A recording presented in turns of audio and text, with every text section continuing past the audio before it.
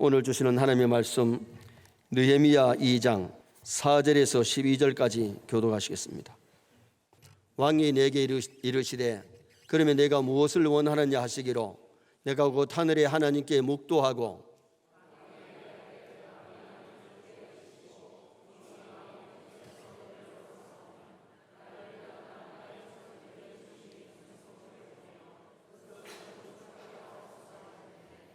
그때 왕후도 왕 곁에 앉아 있었더라.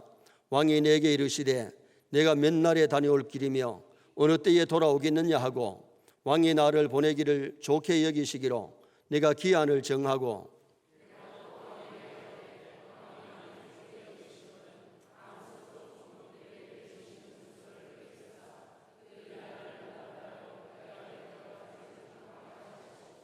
또 왕의 살림 감독 아사백께 조서를 내리사 그가 성전에 속한 영문의 문과 성곽과 내가 들어갈 집을 위하여 들보롯을 제목을 내게 주게 하옵소서 하며 내 하나님의 선한 손이 나를 도우심으로 왕이 허락하고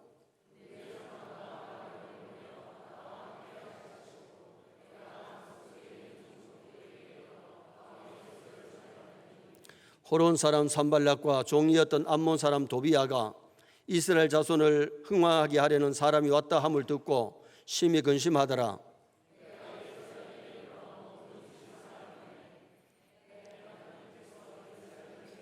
무엇을 할 것인지 내 마음에 주신 것을 내가 아무에게도 말하지 아니하고 밤에 일어나 몇몇 사람과 함께 나갈새 내가 탄 짐승 외에는 다른 짐승이 없더라. 아멘. 한번 따라 하시겠습니다. 이스라엘 자손을 흥왕하게 하려는 사람이 왔다. 오늘 본문에 보면 이스라엘 자손을 흥왕하게 하는 애국자 느헤미야를 소개하고 있습니다. 6월달 호국의 달을 맞이해서 우리 신앙인들은 믿음도 잘 지키고 나라도 지키는 애국자가 되셔야 됩니다. 그래서 오늘 낮에는 나라를 흥왕하게 하는 사람, 이런 제목으로 이 본문을 참고하면서 은혜를 나누고자 합니다. 1864년 오스트리아의 싸움에서 패한 덴마크는 절망적인 상황에 빠졌습니다. 경제는 무너지고 많은 여자들이 매춘부가 되어가지고 거리를 헤매고 있습니다. 이때에 그룬드비히 목사는 세 가지 사랑운동을 전개해서 무너져가는 조국을 일으켜 세웠는데 그 세 가지 운동이 뭐였느냐? 땅을 사랑하자, 조국을 사랑하자, 그리고 하나님을 사랑하자고 외쳤어요. 한번 따라합시다. 땅을 사랑하자, 나라를 사랑하자, 하나님을 사랑하자. 이 운동이 처음에는 참 미약했는데 그룬드비히의 3대 사랑운동이 각계각층의 호응을 얻게 되고 그 결과 오늘의 잘 사는 덴마크가 세워지게 된 겁니다. 참으로 하나님을 사랑하는 사람은 국가를 사랑할 줄 믿습니다. 하나님을 사랑한다고 하면서 가정을 사랑하지 아니하고 교회를 사랑하지 아니하고 나라를 사랑하지 아니하면 좋은 신앙이 아니지요. 시대마다 느헤미야 같은 그룬드비히 같은 그런 아름다운 인물을 하나님은 바라십니다. 느헤미야는 조상들의 범죄로 말미암아 민족이 남의 나라에 포로되어 갔고 고국에 있는 백성들이 어려움을 당한다는 소식을 듣습니다. 자기는 바벨론에 가서 왕궁에서 일하니까 고관이 되었으니까 걱정이 없는데 자기 고국에 남아있는 백성들이 성이 무너지고 어려움을 당하고 환난을 당한다는 소리를 듣고 금식하며 기도를 합니다. 그리고는 왕에게 가서 고국에 가서 무너진 성을 건축하게 해달라고 허락을 받고 그리고 고국에 돌아와서 성을 건축할 때에 그 반대파 산발락과 도비야 같은 사람들이 뭐라 그랬냐? 이스라엘 나라를 흥왕하게 하는 사람이 왔다. 정말 우리가 믿음의 사람이라면 가정을 흥왕하게 하고 교회를 흥왕하게 하고 나라를 흥왕하게 해야 될 줄 믿습니다. 흥왕이 뭡니까? 흥왕은 흥하게 하고 왕성하게 하는 것인데 내 가정에 가족을 괴롭게 하고 힘들게 만들면 가정을 사랑하는 사람이 아니에요. 가정을 흥왕하게 하는 사람, 교회를 부흥하는 데 쓰임받는 사람, 그리고 국가를 흥왕하게 하는 데 쓰임받는 그런 아름다운 인물이 되어야 되는데 그러면은 나라를 흥왕하게 하는 사람이 되려면 어떻게 해야 되느냐? 첫째는 기도하는 사람이 되어야 될 줄 믿습니다. 자, 4절 말씀을 다 같이 한번 읽으시겠습니다. 왕이 내게 이르시되 그러면 내가 무엇을 원하느냐 하시기로 내가 곧 하늘의 하나님께 묵도하고, 따라합시다. 하늘에 하나님께 묵도하고. 묵도가 뭐예요? 잠시 고개 숙이고 하나님께 기도하고 그 말인데, 느헤미야는 기도의 사람, 먼저 하나님 앞에 금식하며 기도하다가 이제 왕에게 나아가서 고국에 가서 성을 건축하게 해달라고 할 때에 왕이 이제 네가 원하는 게 뭐냐 물을 때에 먼저 기도하고 묵도하고 임금에게 아뢰었다는 거죠. 1장 4절 하반절에 보면 금식하며 기도하여 금식 기도를 했고, 1장 6절에 보면 주야로 기도하며 민족의 죄를 자복하고 회개 기도를 했어요. 금식 기도가 쉬운 게 아니거든요. 여러분, 가정을 위해서, 교회를 위해서, 나라와 민족을 위해서 금식 기도한 것이 몇 번 됩니까? 느헤미야는 고국에 남아있는 백성들이 어려움을 당하고 있을 때에 금식하면서 하나님 앞에 기도를 했고, 그리고는 민족의 죄를 내놓고 하나님 앞에 간절하게 회개 기도를 드렸고, 임금에게 아뢰기 전에 묵도하고 하나님 그 왕에게 아뢰는 그 모습이 오늘 이 본문에 나타납니다. 기도하는 사람은 어떤 경우에도 낙심하지 아니하고 기도자는 새 힘을 얻게 될 줄 믿습니다. WNL 연한이라는 사람은 눈물의 기도를 드려라, 그 후에 새로운 힘이 솟아오른다. 눈물의 기도를 드린 사람은 마음의 시원함이 올 뿐만 아니라 새 힘을 얻게 되는 능력이 온다고 얘기했어요. 존 낙서는 말하기를 기도하는 한 사람은 기도하지 않는 한 민족보다도 강하다. 기도하는 한 사람이 기도하지 않는 한 민족보다 강하다 그랬어요. 저는 우리가 하나님 앞에 기도하는 것이 능력이 있을 줄 믿습니다. 열왕기상 18장에 보면 엘리야의 갈멜산 기도가 나오지요. 갈멜산에서 손을 들고 하나님 앞에 간절하게 기도할 때에 짧은 기도였지만은 그 엘리야의 산상 기도는 하나님을 위한 기도였어요. 여호와가 참 하나님이신 줄 보여달라고.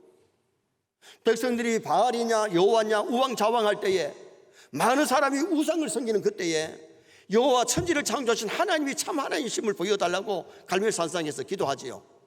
그리고 두 번째 기도는 자신의 사익을 위해서 기도했는데 자신이 주의 종임을 보여달라고.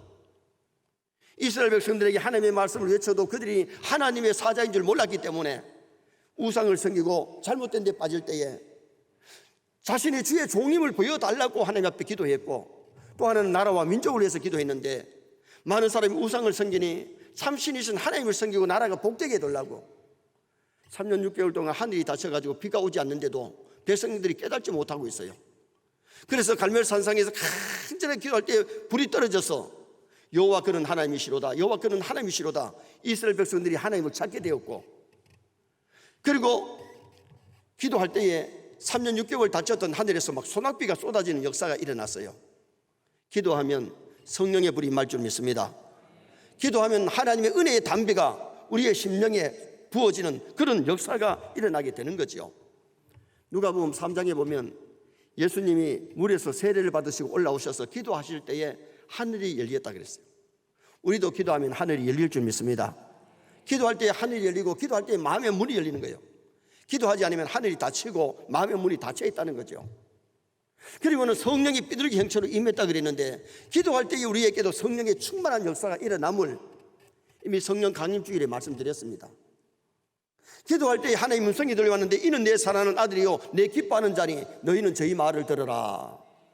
기도하는 사람이 하나님의 아들 딸인 줄 믿습니다. 여러분, 전혀 하나님 앞에 기도하지 아니하면 그 사람이 하나님의 자녀일까요? 하나님의 자녀라면 하나님 앞에 내놓고 문제를 놓고 의논하고 물어보고 하나님 앞에 모든 것을 맡기고 아래에 있는 도움을 요청하는 성도가 될 수 있는 거죠. 기도하는 사람이 노력해야 될 것이 뭐냐? 하나님을 사랑하고 기도해야 돼요. 여러분, 하나님을 사랑하지 않고도 기도할 수 있는데 정말 느헤미야 같이 하나님을 사랑하고 나라를 사랑하고 기도하는 것이 중요하고요. 그 다음에 회개 기도가 필요한데 느헤미야는 10조의 죄를 이어놓고 간절하게 용서해달라고 기도했어요. 기도는 회개할 때에 응답받지 죄를 가지고 기도하면 응답이 없어요. 그 다음에 느헤미야는 말씀을 순종하면서 기도했어요. 우리가 계명을 지키면서 기도하면 의인의 기도는 역사하는 힘이 많습니다. 그래서 우리가 기도할 때에 정말 하나님을 사랑하고 회개하고 말씀 순종하면서 기도할 때에 거기는 응답의 역사가 일어나게 되는 거죠. 나라를 위해서 기도할 때에 정치인들을 위해서 기도하시고 경제인들을 위해서 기도하고 국방을 위해서도 기도해 주시고 또 이렇게 기도하는 지도자와 국민이 있을 때에 그 나라는 흥왕하게 되는 역사가 일어나게 됩니다. 빌리 선데이는 어떤 마귀도 기도하는 어머니의 자녀를 빼앗아갈 수 없다. 어떤 마귀도 기도하는 어머니의 자식을 뺏어갈 수 없다 그랬어요. 우리는 가정을 위해서, 교회를 위해서, 나라와 민족을 위해서 느헤미야 같이 이 시대에 기도의 사람 되시기를 주님의 이름으로 축원합니다. 믿음의 기도, 간절한 기도, 목적이 분명한 기도는 나라를 흥왕하게 하고 가정을 흥왕하게 하고 교회를 흥왕하는 그런 놀라운 역사가 일어나게 되어 있어요. 기도하면 큰 것도 응답하지만 작은 일에도 응답하세요. 그리고 여러분 기도하면서 많은 응답을 체험하시기를 축원합니다. 키도 남달리 적고 얼굴도 잘생긴 것이 아닌 전도사님이 지방신학교를 공부하고 있었는데 그 학교에 1학년으로 누가 들어왔는가 하니 키도 크고 얼굴도 예쁘고 몸매도 아름답고 성격마저 좋은 여학생이 들어왔어요. 이 전도사님이 그 여학생이 너무 마음에 드는데 이 전도사님은 무엇이든지 기도하면 하나님이 응답 주신다는 믿음을 갖고 있어요. 그러니까 기도하면서 어느 날 이 아가씨한테 내가 너를 좋아하니 나하고 결혼 좀 할래요? 나하고 결혼해 주실래요? 하고 프로포즈를 했어. 그랬더니 키도 적지 얼굴도 잘 못생겼지 이런에 태자를 넣습니다. 나는 당신하고 결혼 안 해요. 그때 전사님이 나는 새벽마다 당신하고 결혼하게 해달라고 기도할 거예요. 그러니 재앙이 하는 소리가 기도해도 안 될 거예요. 기도하지 마세요. 그런데 전사님은 계속해서 그 아가씨를 사모로 줘서 함께 주일하게 해달라고 기도를 합니다. 그의 겨울 방학이 됐는데 이 재앙이 집에 갔더니 딸 하나를 놓고 남편이 없어졌기 때문에 세상을 떠났기 때문에 딸 하나 보고 살던 엄마가 그런 얘기를 합니다.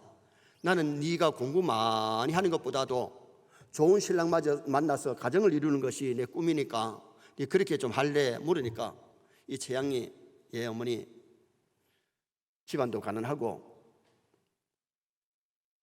결혼해서 어머니 이대로 결혼해서 아름다운 가정을 이루겠습니다. 그래서 두 사람이 기도를 하면서 뭘 하는 거 아니 우리가 원하는 신랑감을 구하지 말고 하나님이 좋아하는 짝지어주는 사람을 구하자. 그래가지고는 이제 자기 주위에서 자기를 좋아하는 남자 이름을 쭉 적어가지고 넣고는 기도하고 제비를 뽑도록 했어.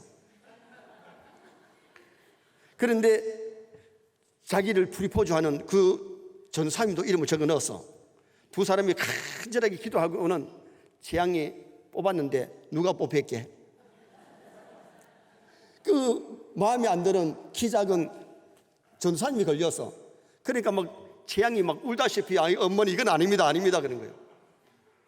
기도해놓고는 아니라 하니까 엄마가 한 번 더 하자 그랬어.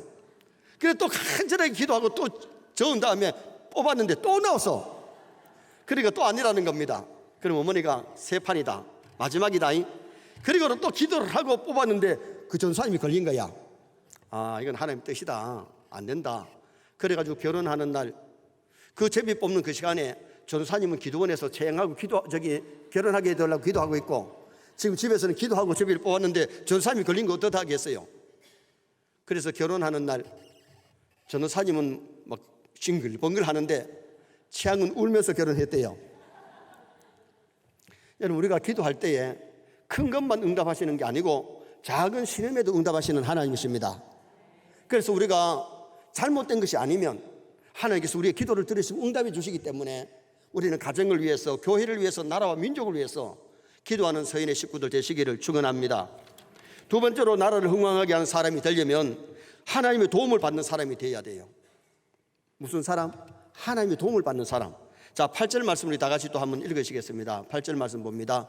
또 왕의 살림 감독 아사백께 조서를 내리사 그가 성전에 속한 영문의 문과 성곽과 내가 들어갈 집을 위하여 들보롯을 제목을 내게 주게 하옵소서 하며 하나님의 선한 손이 나를 도우심으로 왕이 허락하고, 한번 따라합시다. 하나님의 선한 손이 나를 도우심으로.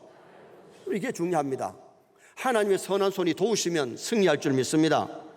느헤미야는 조국을 위해서 하나님께 기도했고 조국의 재건을 위해서 성을 건축하기 위해서 구체적인 계획을 세웠는데 임금에게 얘기를 했더니 임금님이 그것을 허락하셨다. 하나님이 도우심으로 말미암아 허락하셨더라. 여러분, 오늘 우리는 먼저는 하나님께 기도하고 그 다음에 사람과 의논해야 될 것도 의논은 해야 될 줄 믿습니다. 순서 절차를 밟아가지고 느헤미야 임금에게 얘기를 했더니 고국에 돌아갈 때에 군인을 보내가지고 보호해주고 돌아와서 성을 건축할 때에 그 필요한 재료를 공급해 주도록 허락해 주시는 모습이 오늘 이 본문에 나타나지요. 하나님의 도움이 있는 곳에는 형통이 있을 줄 믿습니다. 하나님의 도우심이 있는 요셉, 가는 곳마다 형통하였더라. 보디발의 집에 있을 때나 누명덮어서 간방에 갔을 때나 국무총리 됐을 때에 형통했던 이유는 하나님이 도우시니까 형통한 거죠. 다윗이 가는 전쟁터마다 이게 승리한 것은 하나님이 도우시니까 전쟁에서도 승리하는 모습을 보게 됩니다. 그런데 요셉이 애굽의 국무총리로 있을 때는 나라가 부강하고 기아에 허덕이는 많은 세계를 살리는 인물이 되었는데 요셉이 세상을 떠나고부터는 내리막길입니다. 제가 20년 전에 이집트에 가서 성지순례를 갔는데 이집트의 카이로가 이집트 수도입니다. 그런데 파리가 왜 그렇게 많은지요? 애들이 축구를 하는데 맨발로 막 축구를 하고 있는데 그렇게 가난해졌다는 거죠. 여러분, 하나님의 도우심의 손길이 함께하는 사람에게는 그 나라가 부강해지는 역사가 일어납니다. 그 단체가 부강해지는 역사가 일어나요. 그러나 하나님의 도우시지 아니하면 나라도 어려움을 당하고 가정도 어려움을 당하고 교회도 어려움을 당할 수밖에 없는 것을 성경이 우리에게 가르쳐 줍니다. 하나님의 도우심을 받는 지도자가 있는 나라가 왕성하고 하나님의 도우심을 받는 성도가 있는 가정이 왕성해지는 겁니다. 그럼 누가 하나님의 도움을 받을 수 있느냐? 시편 28편 7절에 하나님은 나의 힘과 방패이시니 내 마음에 그를 의지하여 도움을 얻으리로다. 우리의 마음에 하나님을 의지해야 될 줄 믿습니다. 하나님 의지하면 도와주시고 의지하지 아니하면 안 도와주세요. 그래서 우리가 하나님의 도움을 받기 위해서 기도가 필요하고 하나님의 도움을 받기 위해서 하나님께 소망을 두고 하나님께 바라보는 것이 필요하다는 거죠. 우리나라 애국가가 참 잘 되어 있는 것이 뭐냐면 하나님이 보호하사 우리나라 만세.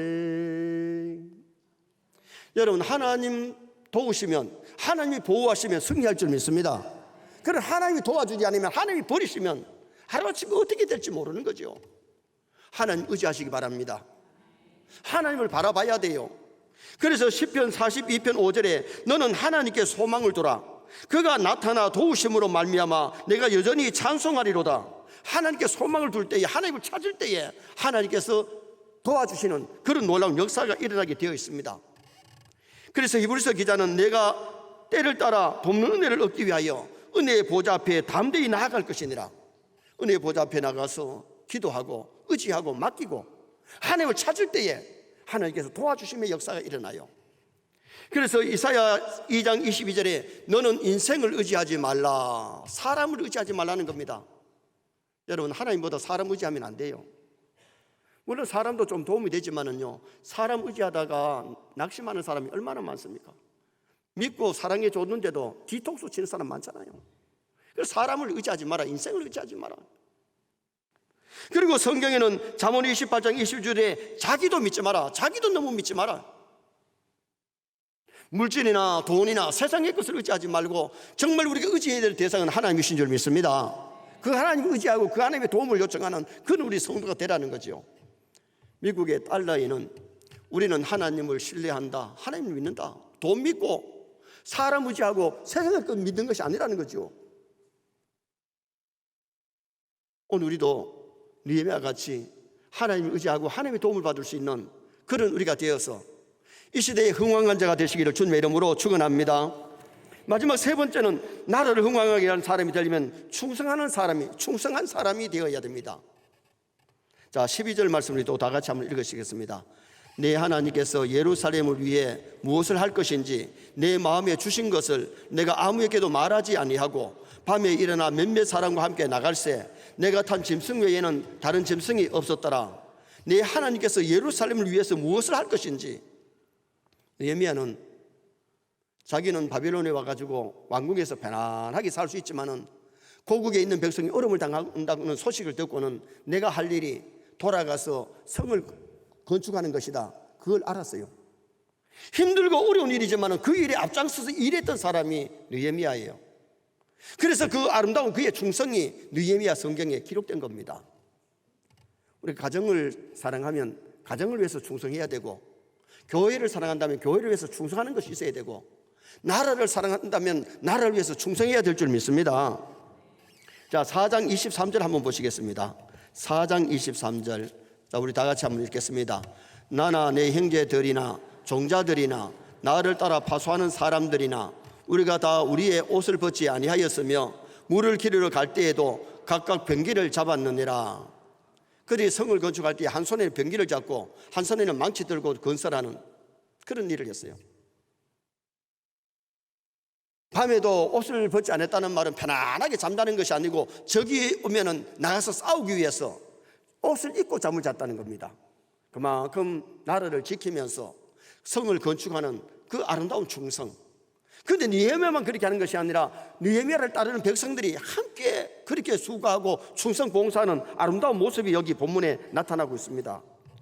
하나님 시대마다 충성된 일꾼을 찾으십니다. 충성이 뭐냐? 자기가 서야 할 위치에 서 있는 것, 자기가 해야 할 일에 최선을 다하는 것. 너무 모자라도 불충성이고 지나쳐도 불충성이에요. 나사가 넘으면 안 돼요. 자기 위치에 서서 자기 할 일에 충성 다하시기를 주님의 이름으로 축원합니다. 우리 몸에 어느 곳이든 암세포가 번식할 수 있는데 놀라운 것은 머리카락도 암이 있고 피부에도 암이 있고 뼈에도 암이 있고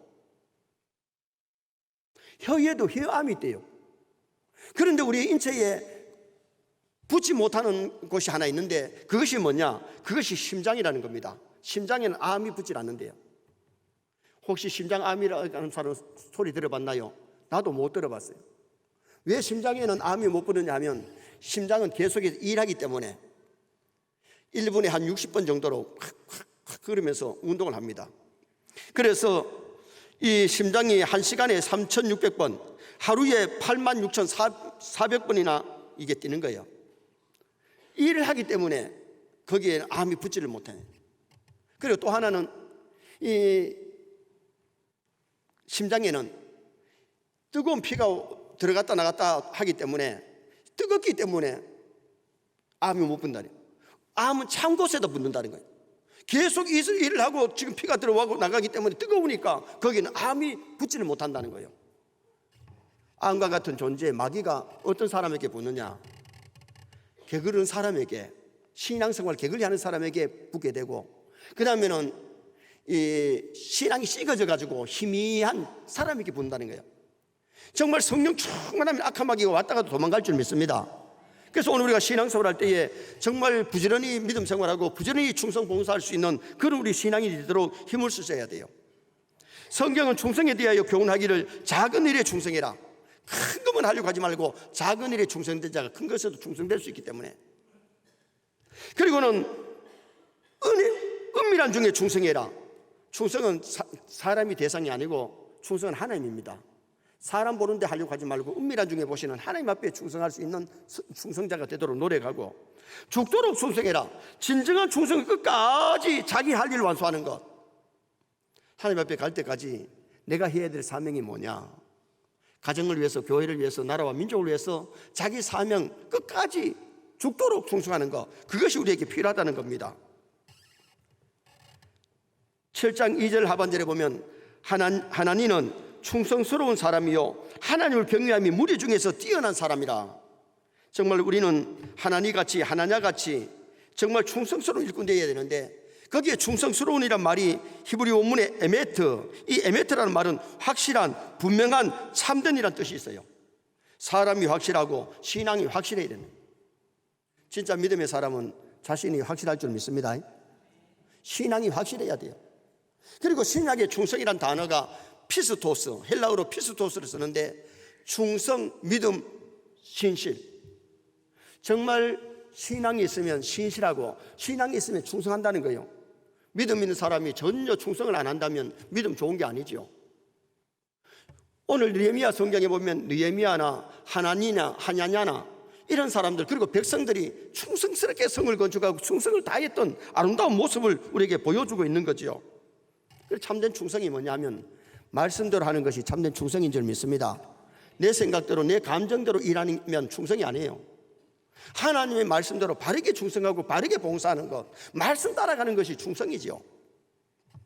5공화국 시절에 경제기획원에서 국회 감사를 마친 후에 직원들을 위로해 주기 위해서 토요일 아침에 전북 부안에 있는 서해바다로 물놀이를 가기로 했습니다.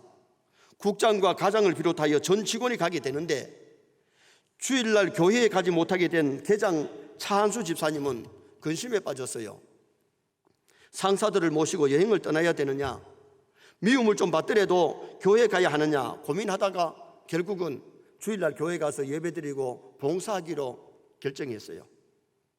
그런데 주일날 교회 가서 예배를 드리고 충성 봉사하다가 집에 돌아와서 저녁에 누수를 틀었는데 그 누수에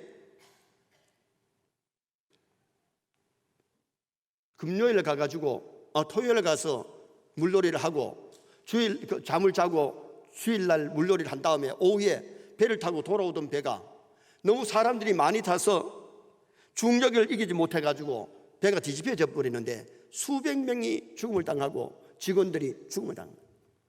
그 누수가 속보로 나올 때에 차 집사님은 만약에 내가 주의를 범하고 거기 갔더라면 나도 저렇게 됐을 텐데, 말씀을 지키고 좀 사람들에게 욕을 먹더라도 하나님이 기뻐하시는 일을 해야겠다고 했던 그 집사님은 살았다는 겁니다. 이사야 58장 13절은 이렇게 말씀합니다. 내가 만일 안식일에 내 발을 금하여 내 성일에 오락을 행치 아니하고 내 길로 가지 아니하면 내가 여호와 앞에서 즐거움을 얻을 것이라. 자기 계획대로 자기 길로 가지 아니하고 오락을 하지 아니하고 그리고 말씀대로 살 때에 하나님이 즐거움도 주시고 은혜도 주시는 그것을 약속했어요. 그래서 오늘 우리가 참된 충성은 말씀대로 주의를 성수하고 말씀대로 계명을 지키고 말씀대로 봉사해야 될 줄 믿습니다. 그것이 참된 충성입니다. 결론을 짓습니다. 오늘은 느헤미야는 난국 속에서 조국과 민족을 흥왕케 하는 사람이었는데 우리도 느헤미야 같이 기도의 사람, 가정을 위해서, 교회를 위해서, 나라를 위해서 기도하는 사람이 되어야 되겠고, 하나님의 도우심을 받는 사람이 되려면 하나님 의지하고 하나님을 찾아야 됩니다. 그리고 오늘 우리는 충성된 사람이 되기 위해서 믿음의 사람, 신실한 사람이 되어서 정말 가정과 교회와 나라를 위해서 충성하는 나와 여러분 되시기를 주님의 이름으로 축원합니다.